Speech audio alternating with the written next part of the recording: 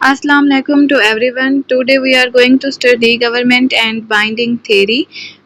It is the topic in the grammar and the syntax. ठीक है, आज के इस टॉपिक में हम ये देखेंगे कि गवर्नमेंट एंड बाइंडिंग थ्योरी क्या है और ये थ्योरी किसने प्रपोज की थी, कब प्रपोज की थी और इस थ्योरी के कुछ करैक्टरिस्टिक्स क्या हैं, ओके। और इस थ्योरी में और कौन कौन सी फर्दर थ्योरी जो है वो इन्वॉल्व होती हैं। सो without wasting our time, let's discuss our topic, that is government and binding theory.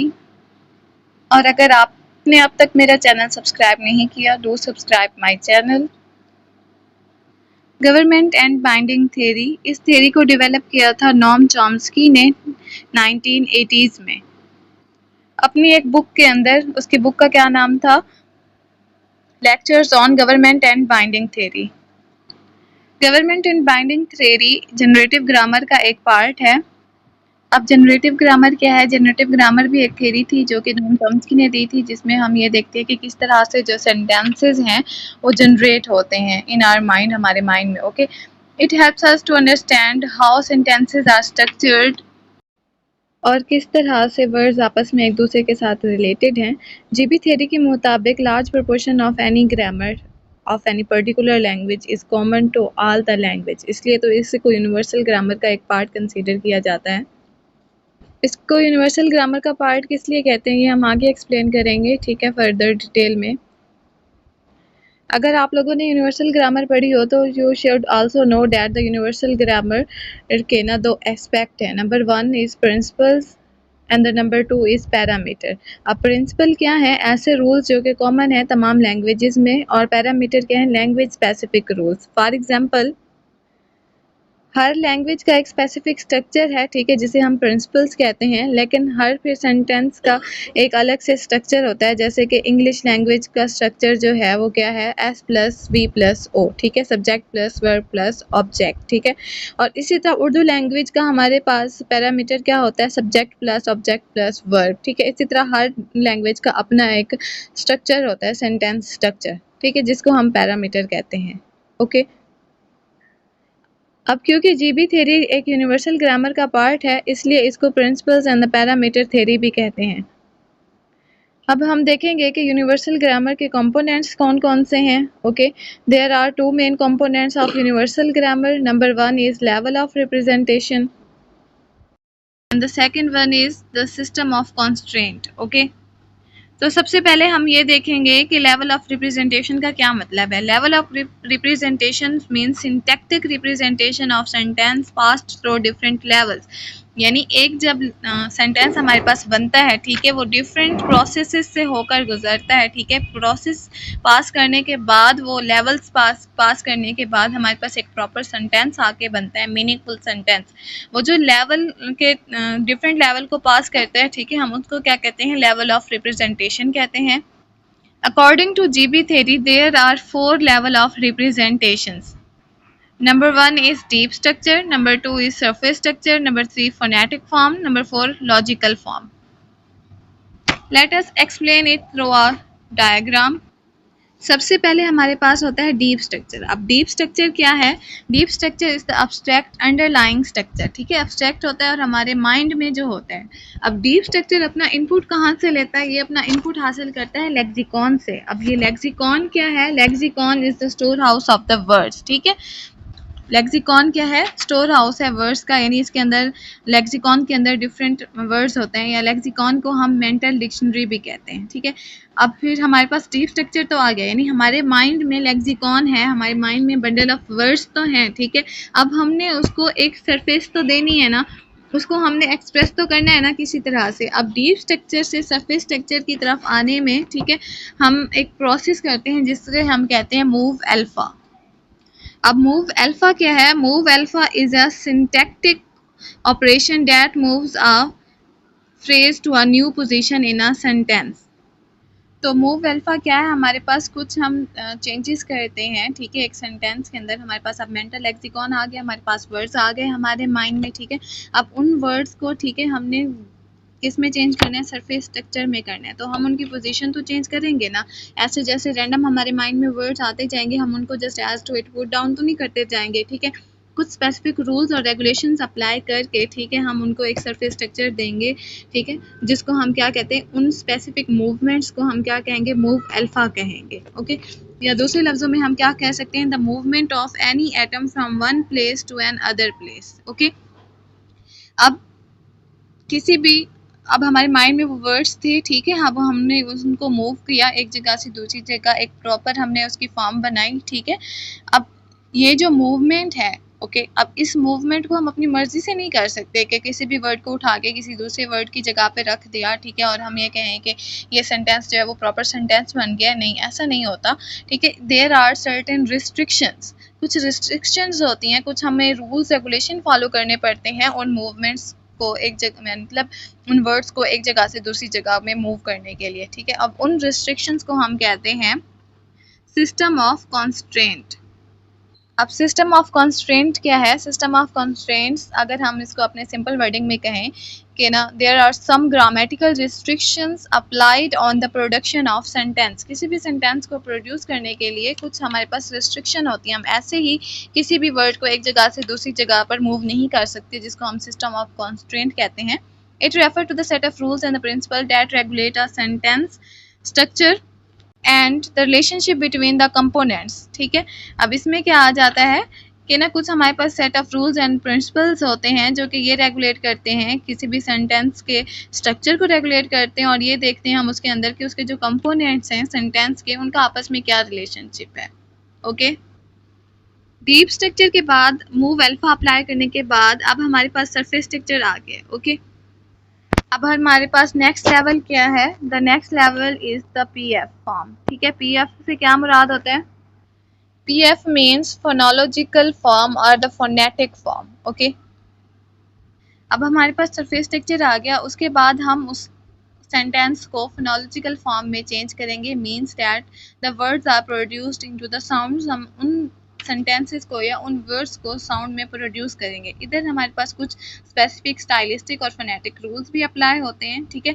अब हमारे पास एक लेक्सिकॉन था, यानी सबसे पहले हमारे पास डीप स्ट्रक्चर था, हमारे माइंड में कोई वर्ड्स थे, फिर हमने उसको कुछ मूव्स अप्लाई किए, यानी कुछ रूल्स रेगुलेशन अप्लाई किए, फिर हमारे पास सरफेस स्ट्रक्चर आया। उस सरफेस स्ट्रक्चर को हमने फोनोलॉजिकल फॉर्म में एक्सप्रेस किया, मीन्स हमने उसको वर्ड्स में एक्सप्रेस किया।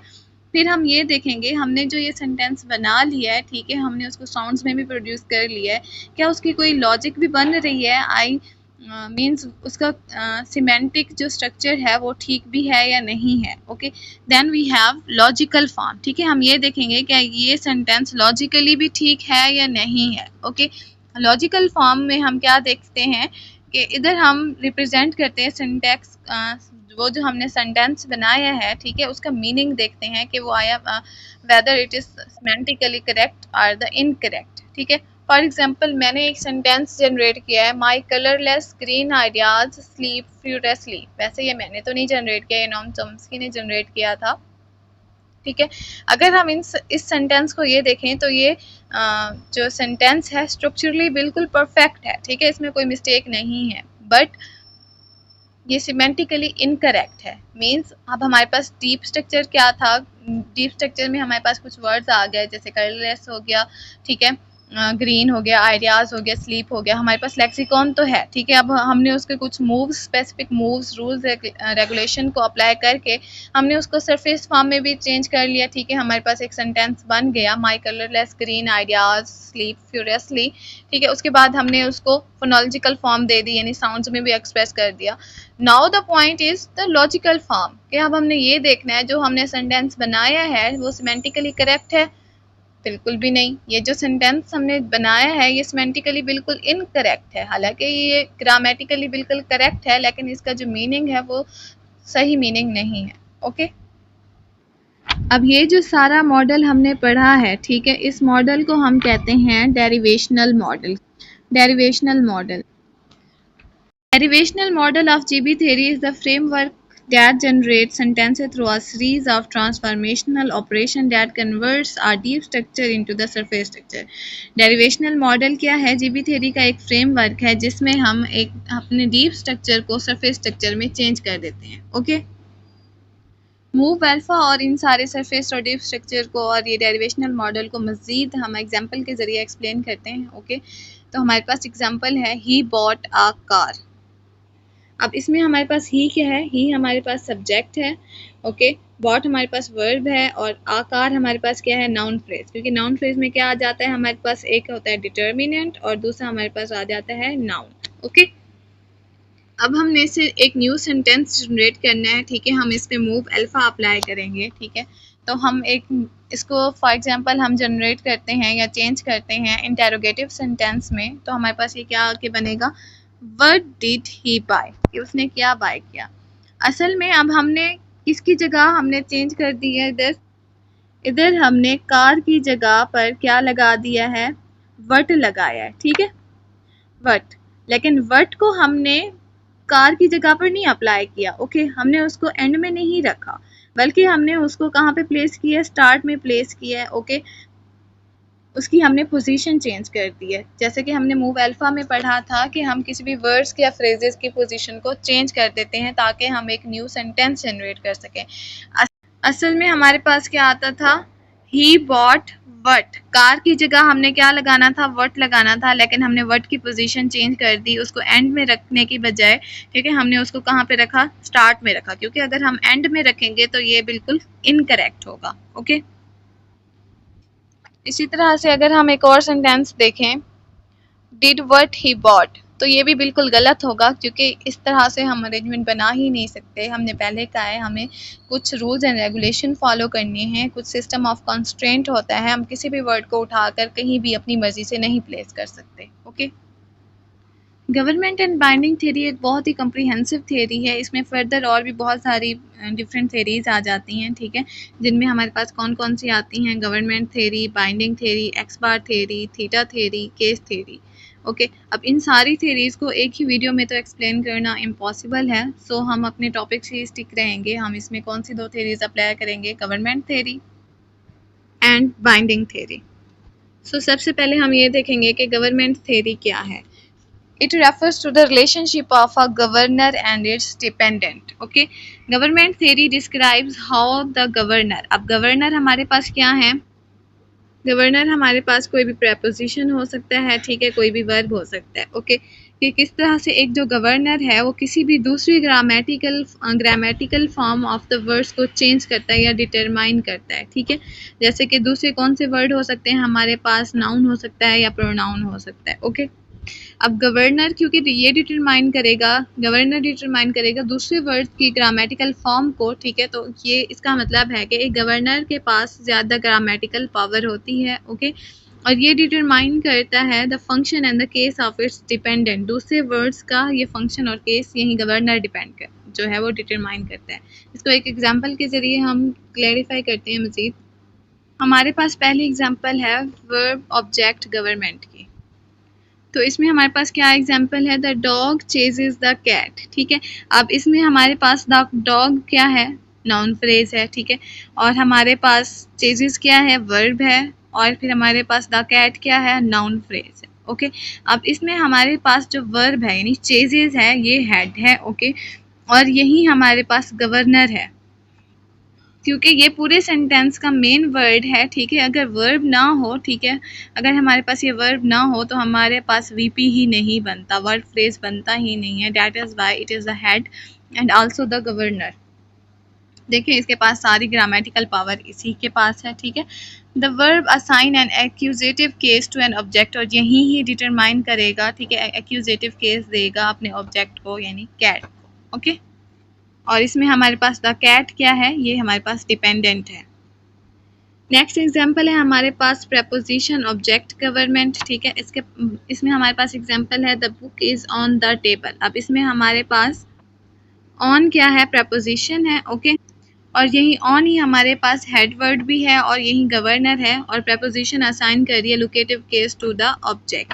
नेक्स्ट एग्जांपल हमारे पास है नाउन पोजेसर गवर्नमेंट, ठीक है। इसमें हमने ये देखना है कि पोजेशन किसकी है। For example the women's car is red. अब इसमें सारा फोकस हमारा किस पर है, ठीक है, विमेन पर है, ओके। यही हमारे पास हेड वर्ड भी है और यही गवर्नर भी है। इसमें हमारे पास विमेन असाइन करिए possessor case to the car, okay. Next है हमारे पास binding theory. It refers to the relationship between a bound element means pronoun and its antecedent that is a word that replace in a sentence. Okay अब इसमें किसका किसका relationship है, एक pronoun का फिर उसके एंटीसीडेंट का। अब एंटीसीडेंट क्या होता है, एनी नाउन और the noun phrase which is referred by the pronoun. Okay binding theory के फर्दर हमारे पास 3 प्रिंसिपल्स हैं। Okay number 1 is principle A. Principle A क्या है हमारे पास, a bound element must be bound in its bounding domain.